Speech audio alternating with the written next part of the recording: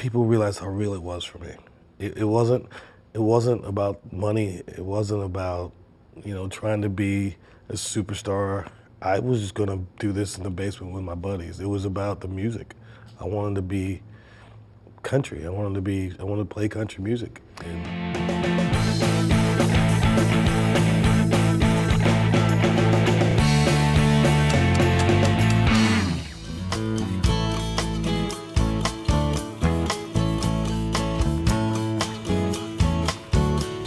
Darius Rucker's rise to fame began in the 90s as the lead singer of the band Hootie and the Blowfish.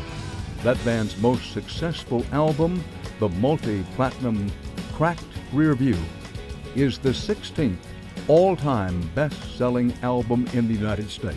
By the end of the 90s, Hootie and the Blowfish had sold millions of albums and won 2 Grammys, one for Best New Artist, the other for the band's mega hit, Let Her Cry. First of all, what about this name, Hootie and the Blowfish?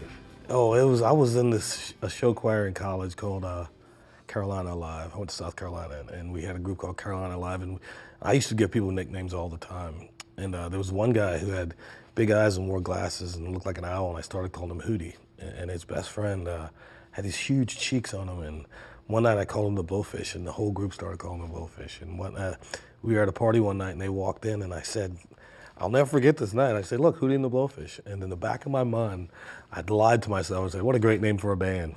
And we started the band like a week later, and I said to Mark that we're going to name the band Hootie and the Blowfish, and he said, whatever. And I try not to have any regrets in life, and I never thought that people would call me Hootie from naming the band that, but that came out of that. But the thing about that name is whether you like it or not, you just never forget it. It was one of those names that once you heard it, you always remembered it. And so I think it helped us a lot more than it hurt us. One of the reputations that the band, Hootie and the Blowfish, had was they play rock and roll, but it's not angry rock and roll. Yeah, that was, and for us, when we were starting to break out, that was tough for us because grunge was so big and grunge was so full of anger and despair. And even when we got our record deal with Atlantic, one of the big guys at Atlantic went to the president and told him he couldn't put Cracked Review out.